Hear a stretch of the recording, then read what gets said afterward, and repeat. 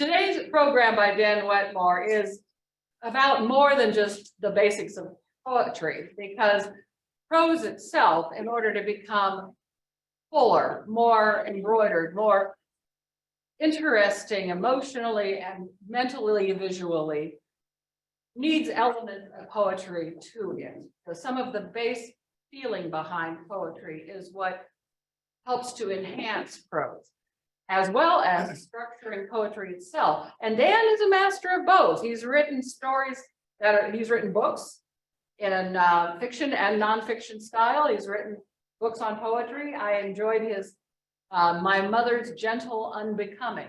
Now think about that, just the title, My Gentle Unbecoming, about her journey into being ridden with Alzheimer's.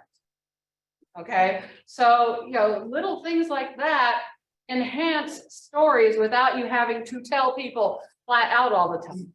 Okay, so I would like to introduce you to Southwest Writer Board member Dan Wetmore, who's going to open your eyes.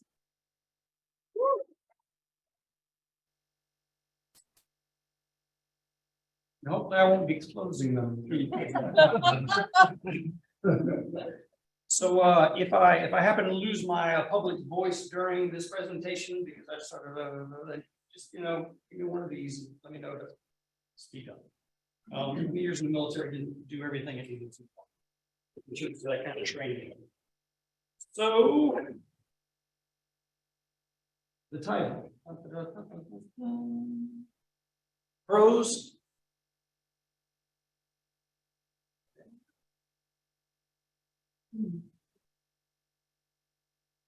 Yes, prose and poetry. Where do we draw the line between their lines?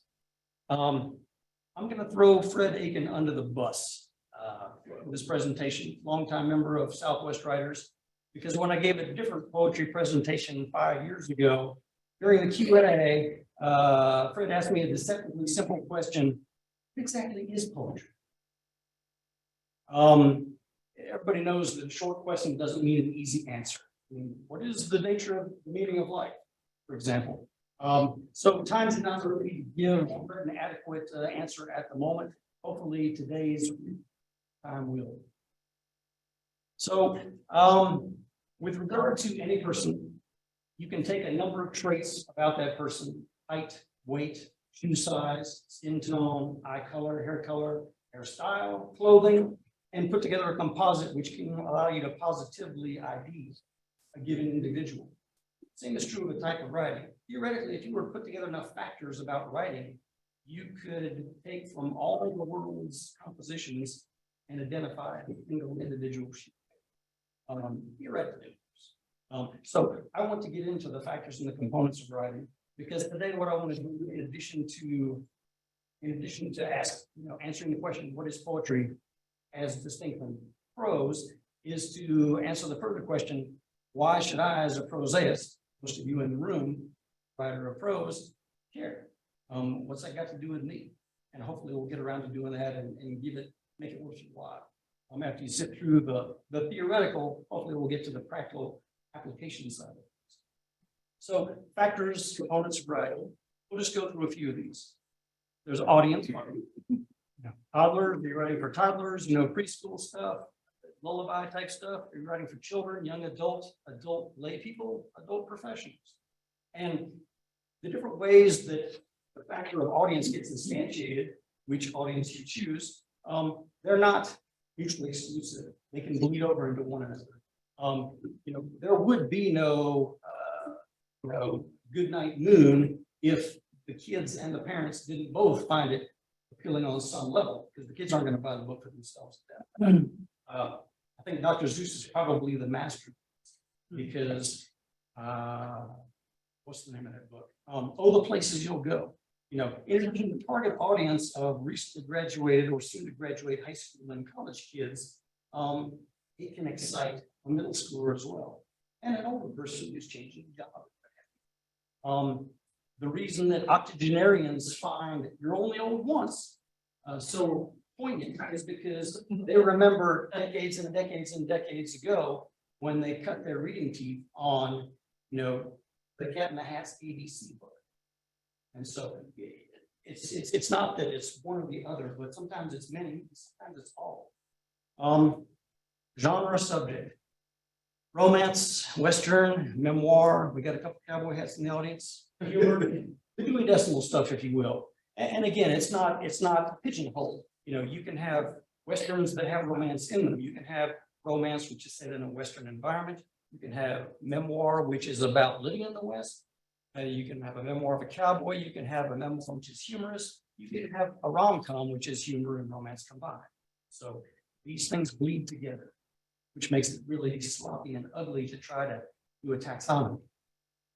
Intent, purpose, to entertain, to inform, persuade or refute, to inspire, to galvanize, to rout. The domain or realm. Fact, real, did happen, or will happen. And fiction, make believe, could happen. And a little asterisk after that, could happen, in the sense of that you're trying to approximate verisimilitude. Maybe it never will happen, but doggone it, it sure sounds plausible. In 1865, Jules Verne's From the Moon to the Earth speculated, because he did his homework, that the rocket would launch from Tampa, Florida. Well, 134 years later, it launched from Apollo 11, took off from Cape Canaveral, 130 miles away. So, you know, could happen. You know, yesterday's science fiction is today's science fact. Applies to science fantasy as well.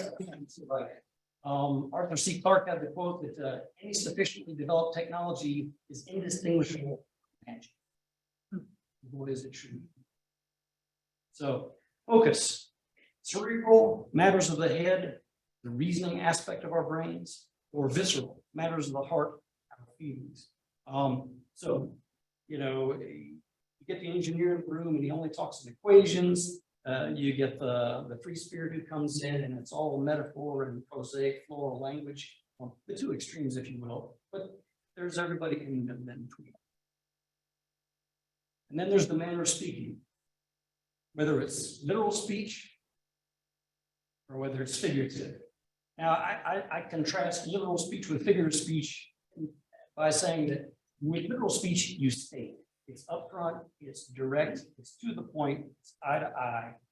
It's no frills, it's just the facts, You just give folks information. You don't divert into metaphor and simply an oxymoron and hyperbole, which is going to confuse the recipient of the information that you're trying to convey. You just give it to them plain, no frills, hard to misunderstand. As hard to misunderstand as possible. Whereas with figure of speech, you don't so much state as you intimate. You infer, you don't infer, you imply. You just sort of look at things askance. You sort of sidle up to them, if you will. Using the analogy of the eyeball, you got rods and cones in your eyes. And if I get this wrong, don't blurt it out because I never get it right. The rods and the cones. One is for central vision. The other, I think it's the cones. No, it's the cones are for the central vision, I believe. The rods are for the peripheral vision. The cones are also used to see different shades of color, gradations of color. So they're at play during the daytime when things are easily apparent, readily apparent, obvious, and what you see is what you get. Things are as they seem to be because the light is what produced. Whereas at night, the light's dim, things are shadowy, vague, you're not really sure what you're seeing.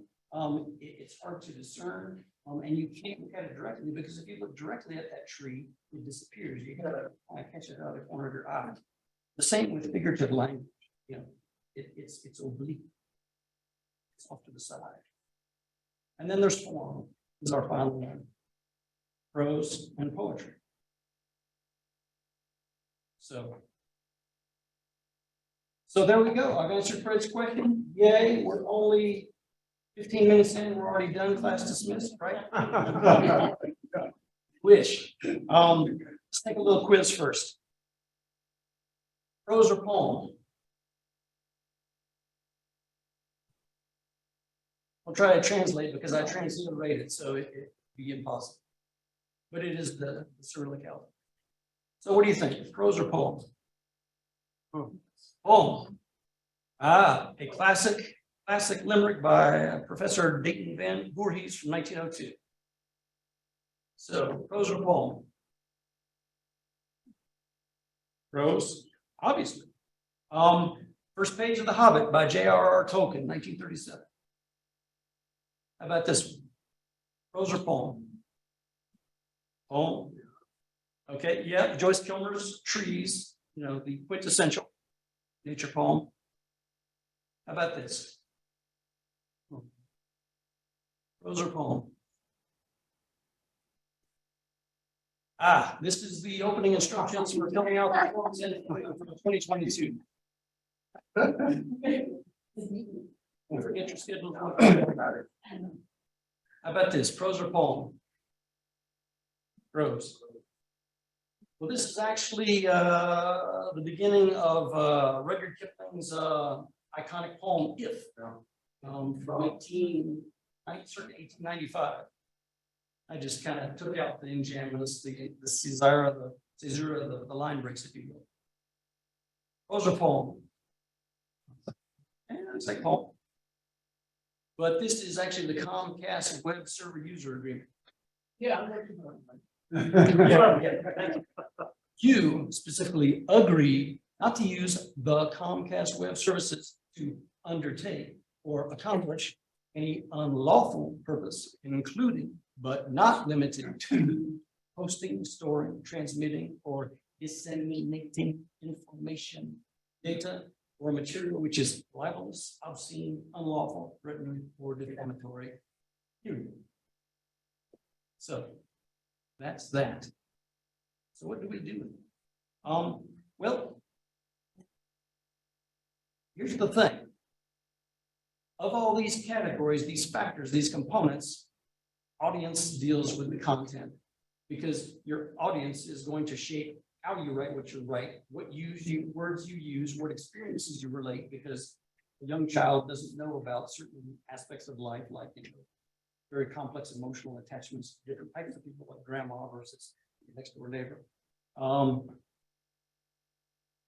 Genre subject also deals with content. Intent, purpose, content. Domain, realm, content. Focus, content. Manner of speaking, content. But form alone is strictly about the layout, the physical arrangement of the ink on the piece of paper. Isn't it just funny that funnily ironic that in a room full of people, many rooms, those on Zoom, that for a group who should be most sensitive to the notion that you should not judge a book by its cover, the primary means by which we determine something to be poetry or prose is the way its physical appearance. So,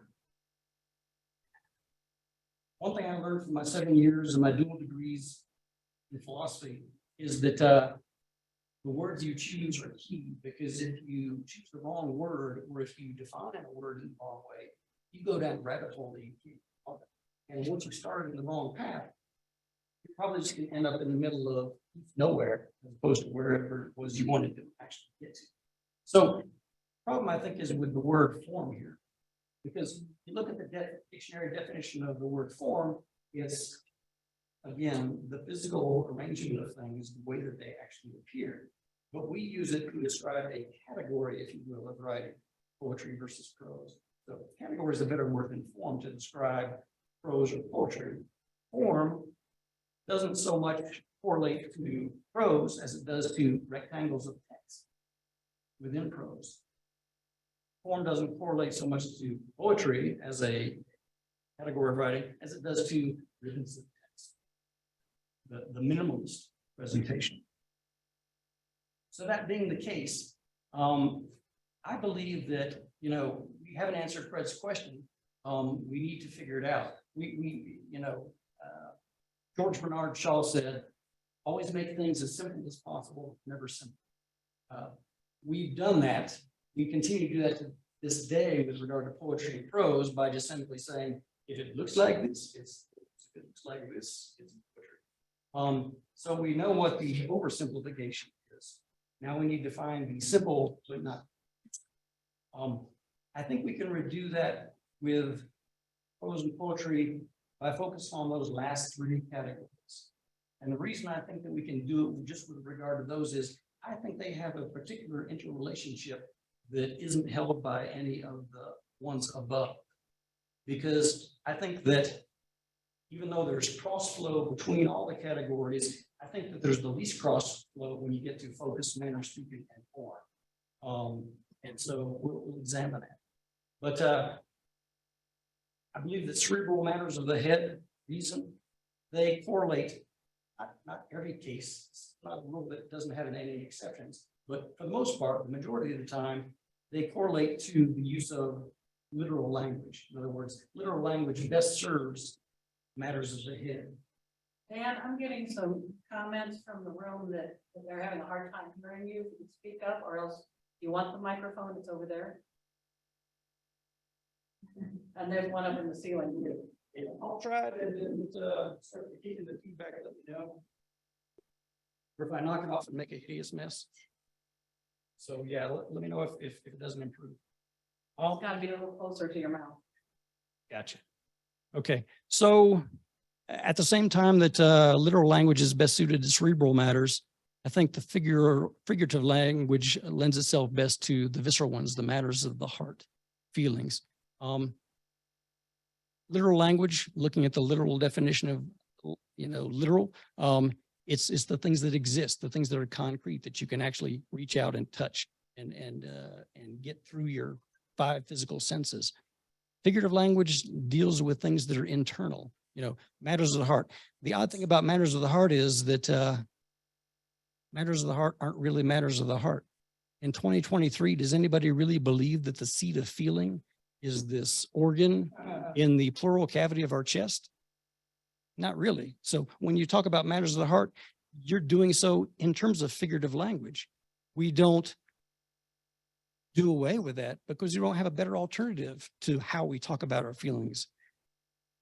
Because the literal language, it's been adapted over the eons to solve problems with how we're interfacing with the world.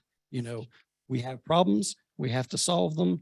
It has to be a matter of either changing the world to fit us or changing our behavior to fit the world. That's something real and tangible external to ourselves, whereas feelings are our reactions to the world, wholly interior. It's an interiority thing with regard to the visceral, and the language that we use has to be of a different sort because it's a different sort of domain that we're dealing with, if you will. At the same time, I think that the visceral lends itself best to ribbons of text as opposed to these huge, honking, overwhelming, dominating rectangles of text, because put simply, as far as emotions go, language is a second language. Feelings are not fluent in words. What's your first reaction when you have a really strong, powerful situation? Is it, I feel very happy, or I feel very sad, or is it cries of joy or cries of anguish? What's your reaction? In a really powerful situation, there are no words. You're speechless. Why are you speechless? Because it's not a matter for speech. It's not a matter that is amenable to speech. So strange stuff in that regard. So like I say, you look at the blue, you look at the orange. I think that given that with regard to these last 3 factors, that certain instantiations, different colors, chocolate versus vanilla, sort of align up with one or another, prose or poetry, that we can say that you got to have all 3 to have poetry. And my answer to Fred would be, here's your poetry. Here's your definition. Couldn't do that in a 3-minute Q&A. So couldn't give a 30-second answer to a 15-minute question. So what would that look like graphically? Well, let me say one thing first. I don't have my speaker's notes here, so I'm just kind of doing this all from memory. Given that matters of the head, literal language matters of the head can engage in figurative speech as well. We do it in our fiction all the time if we're doing our fiction well, you know, writing scenes that have emotional content to them. There's overlap. Again, you know, I've said that there's overlap between the different aspects of the factors. I believe too that there's overlap in the things that they create, the different categories of writing, prose and poetry. So what would that look like graphically? Well, to me, it looks like a Punnett square. Don't tell my wife I said that. I forbade her to zoom in on this conversation because as a molecular biologist, she hates when I appropriate Punnett squares, which is something that she gets to play with. But here's what I think it would look like. On the x-axis, getting back to high school geometry or, you know, Cartesian coordinates here, you've got form. What's that form? Well, again, we'll talk about that in a minute. Then you got your x-axis, which is your manner of speaking. And that creates 4 possible realms or permutations. As far as form goes, you got your rectangles and you got your ribbons. As far as manner of speaking, you've got literal speech and figurative speech. Now at the intersection of rectangles and literal speech, you get prose exemplar. You know, that's it. Boom. That's the quintessential classic, you know, you point at that and say, that's prose. And then if you look at the intersection, the overlap of figurative speech and ribbons, you get poetry exemplar. Now, literarily, and in this diagram, literally, they are diametrically opposed, as far apart from each other as can be, because they're not opposed in the sense of they hate each other, but they're just at the opposite ends of the spectrum. They're the poles, if you will. And then in between, presumably, we got a couple of blank spaces. We have the intermediate phases, which is the mixing of the blue and the yellow. So if we look at the intersection of the figurative and the rectangles, and voila, we get our green, as you'd expect, in any good color wheel. We have poetic prose. These are your Mark Helperns. They're not your Hemingways, you know. I went to sea, I saw a fish, I killed it, he tasted good. Boom, boom, boom, boom. You've got your Mark Helpern who's, you know, 3 pages per paragraph, which my wife accuses me of as well. Yeah, guilty as charged. But, you know, you take that figurative language, you don't appropriate it from poetry. You're not trying to steal from them. You're paying homage to poetry by furthering people's exposure to it, by incorporating it in your prose. Last but not least, the intersection of ribbons and the literal, another green box, and we've got prosaic poetry. So what would be a couple examples of these? They're both of them peevish tonight, whippy as sheets of glass improperly annealed, ready to go smash at any indefinite moment in a whining matrix of stresses. Whew. To me, this is poetry. This is also page 37 of Thomas Pynchon's Gravity's Rainbow. It's just a throwaway introduction to 2 characters and the mood they happen to be in.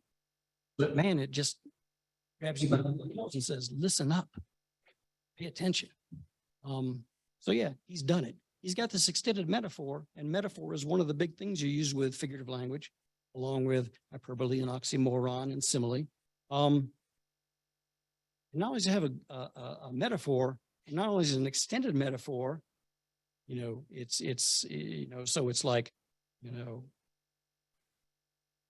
cherry on top of whipped cream on top of caramel syrup on top of ice cream, simile, granted.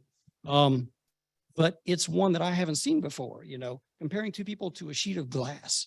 So, you know, this is what you do. You make it new, you make it real by putting in something that people haven't seen before, and they say, oh, it's different. And you got their attention.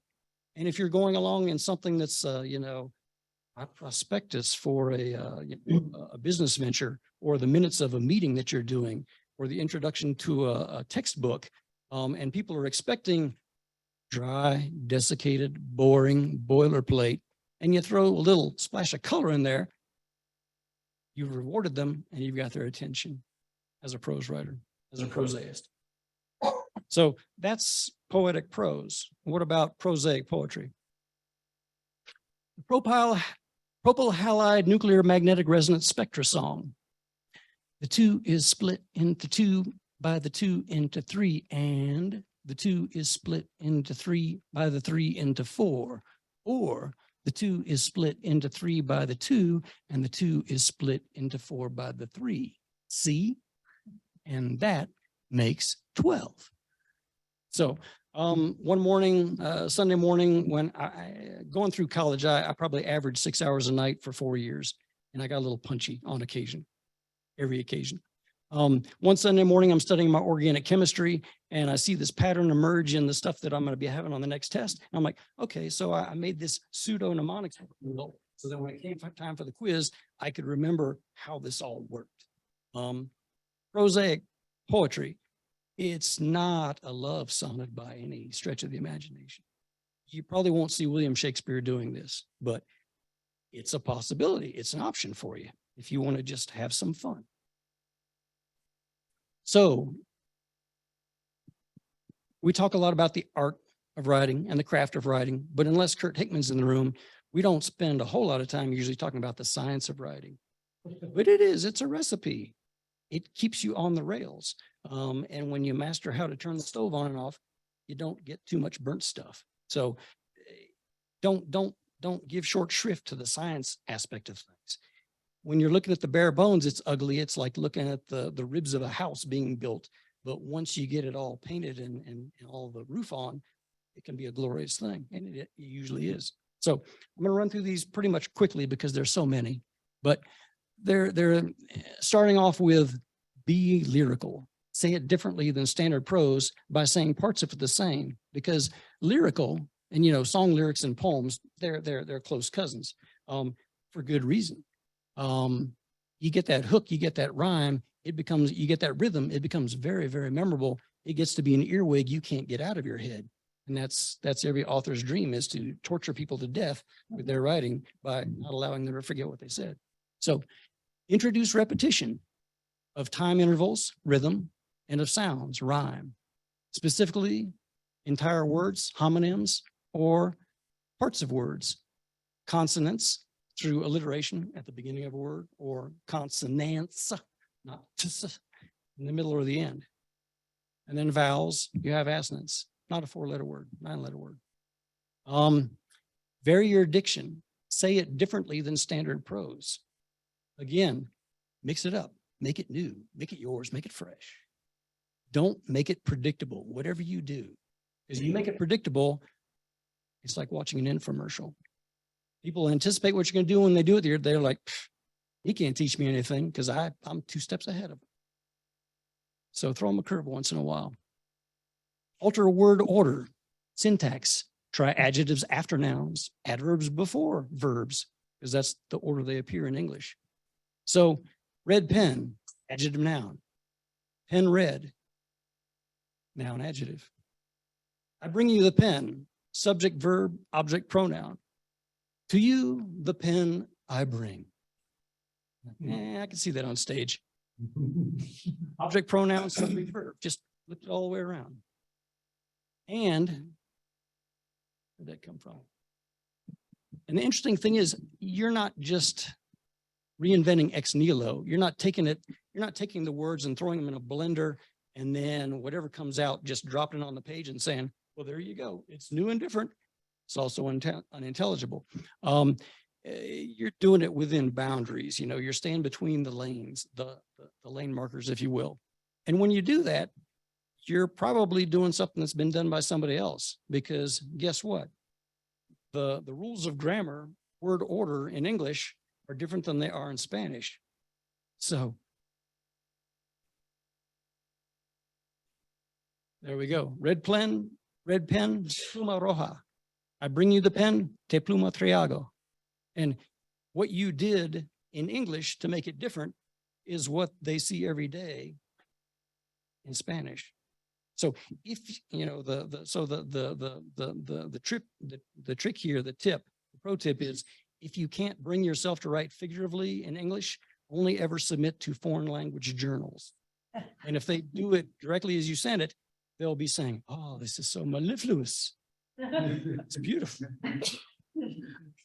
Coin new words. This is morphology.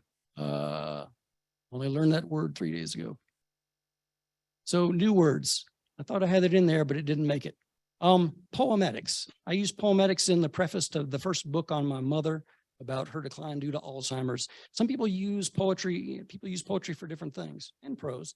Some people use poetry to just praise the world about them and its beauties. Others use it to try to rid themselves of the uglinesses which have crept into their souls. I use it for the latter primarily.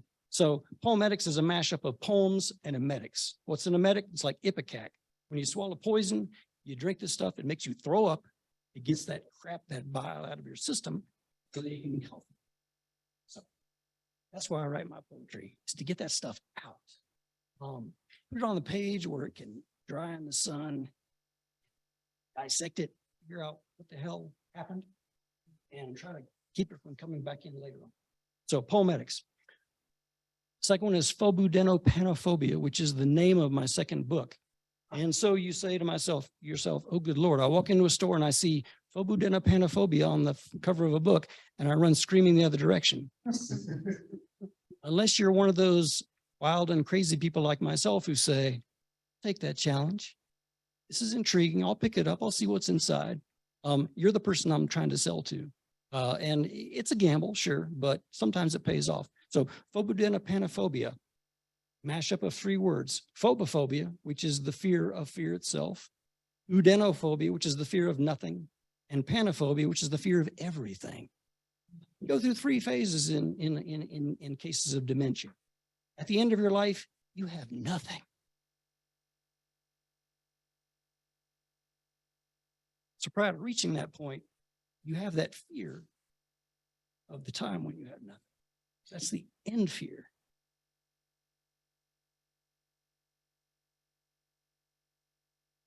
Udenophobia, the fear of nothing, you're going to have, well, I just said that, you have the fear of that, udenophobia. But since you live in fear of being overwhelmed and gripped and losing all your remaining days to just being in a state of high anxiety, that's the fear. That's where the fear of the fear comes in. Fear of always being in fear. And then since you're going to be reduced to nothing and you're going to lose the ability to make intelligible sentences, to even speak, to even form a cogent thought to be made into an intelligible sentence, to use utensils, to figure out which is the plate and which is the food, why those people are coming for you, what they're doing to you. You don't know, you're going to get to a point where you don't know anything. And our greatest fear is the fear of the unknown. And there will come a time when everything is unknown. So that becomes the fear of everything. So those 3 fears in conjunction with dementia, I said, well, that's the trilogy. That's the hideously fool's golden braid of dementia, panophobia, phobudenophanophobia. Long story for a short, not so short title. Anyway, make up new words. Make sense to the making of the words, but make up words. People always say, that's just a made up word. You give me a word that wasn't made up, I'll give you $100. I mean, think about it. Employ enhanced punctuation falls in under the realm of orthography. You know, combine sentences, make them longer. You know, don't do the Hemingway staccato. La, la, la, la, la, la, la, la. You get that flowing, placid feeling, or you get a dynamic crescendo. It requires more complex punctuation to effectively parse the subordinate and the lateral observations and pieces of it all. But if you can master that, you know, it's going to take more than commas and periods. It's going to take semicolons and colons and em dashes and parentheses, even though you're not supposed to use parentheses and parenthetical remarks these days. I don't know. Try emphatic capitalization, as I was doing with the Comcast users agreement. Just a shout once in a while, just in case the reader is kind of nodding off. And then there are techniques. So those are the techniques for figurative language. And then, as we said, it's the clipped, it's the brevity that matters of the heart are best expressed in. Go with for techniques for abbreviated language. Strive for concision. You know, make it more participative, because the reader has to fill in the blank. If you don't put everything in, if you don't spoon feed them, They have to get the food in their own mouth. They have to do half the work. And if you and they have to meet each other in the middle of a bridge that you're building, they value the experience because they're invested in it. They had to put in their own sweat equity. So use metaphors and similes. An educator lamenting the difficulty of establishing an objective, lasting historical record of events. From a novel. Silence followed, stretching to uncomfortableness. Hoping to dismiss it, some wag in the back of the room quipped, "Histories are written by the victors, yes, Professor?" Attempting to derail the train, that one responded, "All survivors write histories. The victors simply write theirs on finer materials, openly and at leisure.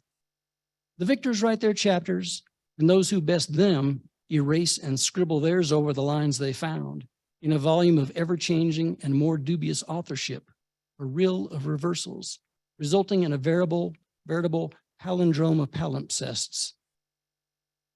So what we got there is a metaphor. Those last three words, palindrome of palimpsests.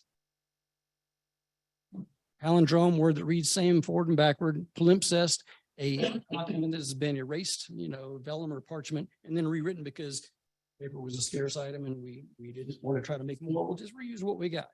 And if you put it under X-ray, optometry, you can sometimes get the words of the previous writing out of them. So yeah, again, use metaphor and simile. Use the new one that nobody's ever heard of. I don't think anybody used palindrome of palimpsests yet, so I'm hoping that I can stick with that one for a while. Compress, concentrate, distill, summarize observations. So this is something from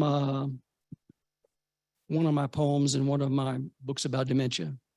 This matter, being of the mind, brings wonder if its persistence hastens its passing. Fear, a fulcrum raising fiction to fact, anticipation slipping to expectation, devolving to experience. The lines I want to draw your attention to are, if its persistence hastens its passing. So we live in fear that we will, folks who have a family history of dementia live in fear that they're going to lose their ability to think. And I'll try to get this right and not have it be too circuitous, but I'm working on a few hours of sleep. So, but the idea that you work at maintaining your mental ability, because if you don't use it, you lose it.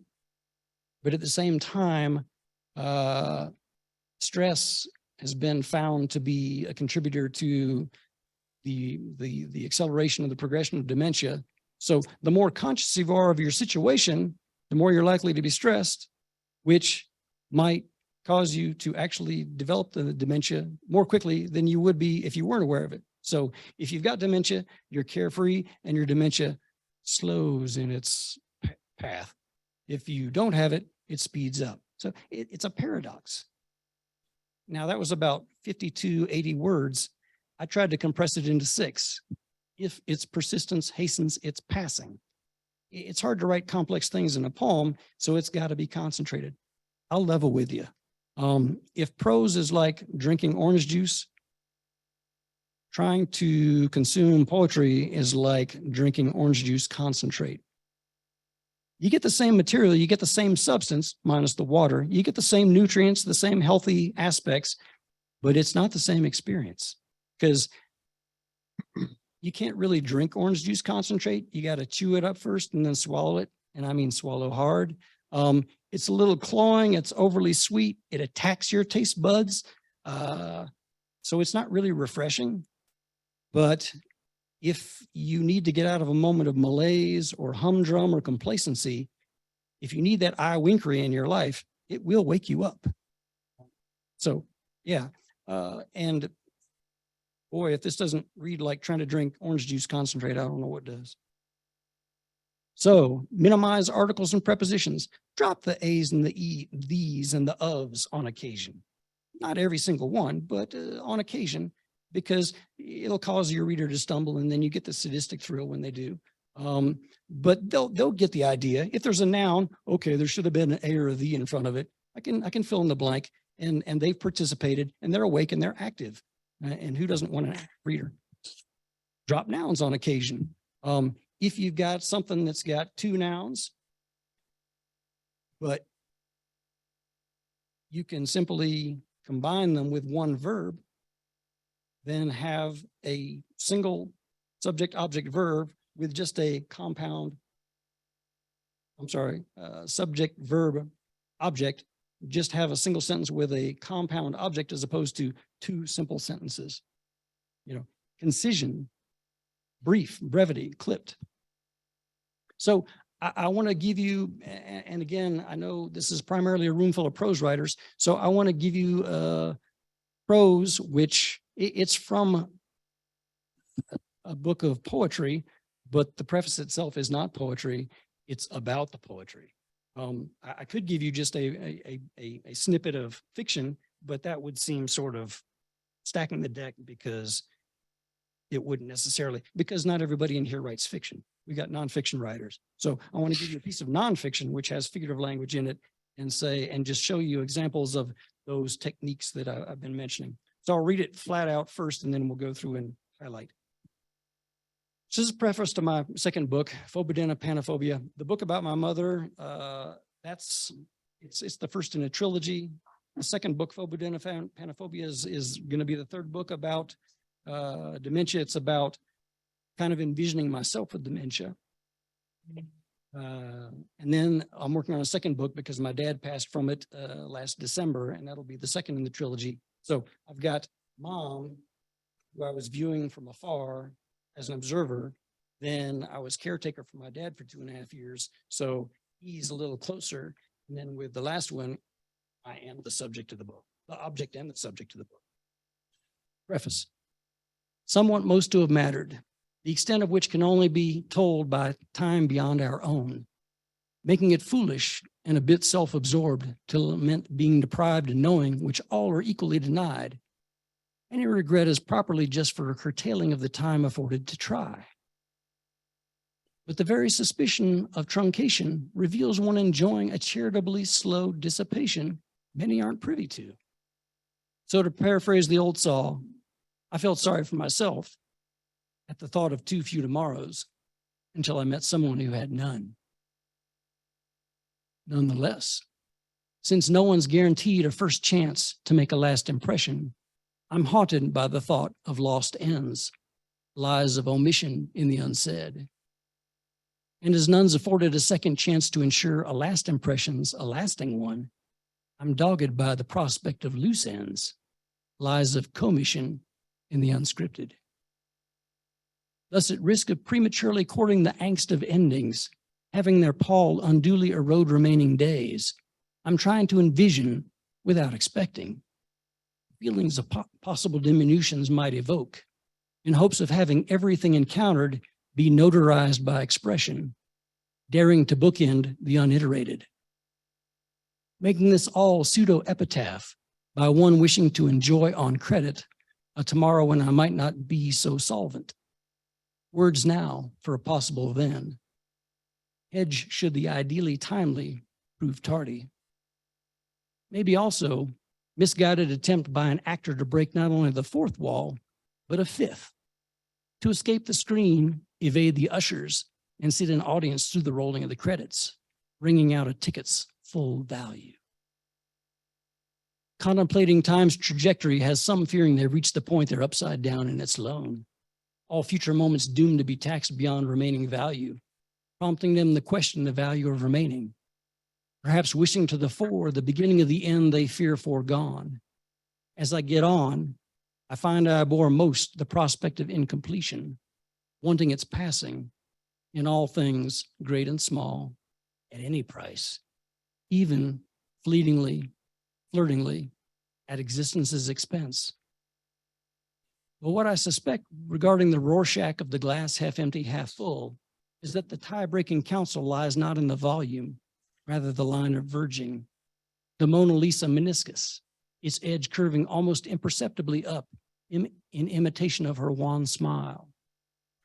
Buoyed by that, I continue working to damp elegiac tendencies, to keep fear that all's as filled as will be from becoming self-fulfilling. Ultimately, it's not life's quantity, or even its quality, simply its fact. The challenge then becomes finding best way to receive the rising tide, experience its spur instead of hobble, energizing more than enervating, so as to greet it memento mori rather than morose. Hoped best response to the penultimatum posed by such an ultimate. Building on that metaphor, striving to act in the manner of tidal stream generators, jujitsuing the currents which otherwise only pummel and erode, turning them to the work of building, their power harnessed and channeled to the philanthropic, the disentropic. So I have loaded the wrong version. I hope to hell I've loaded the wrong version, either that or I forgot to save it, of this presentation. So I'm going to look for the other one.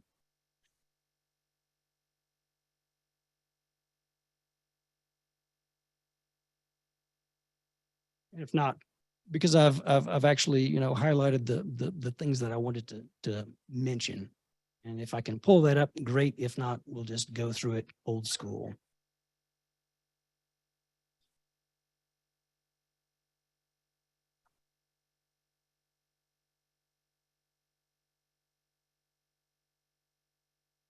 Don't want to do that. Thank you very much. Sharon, you got 5 minutes. Okay. Well, given that we've only got 5 minutes and I didn't save the highlighted version, I will just hopefully, you know, you caught the instances of metaphor, the odd turns of phrase, if you will, the changed non-standard word ordering, the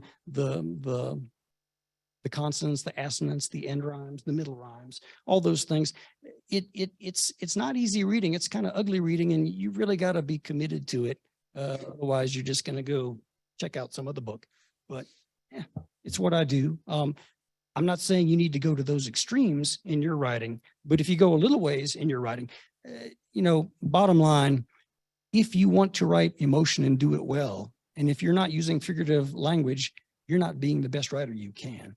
You're not going to actualize yourself, to use a trite term. You're not going to achieve that level of connection with your reader that you really want most to.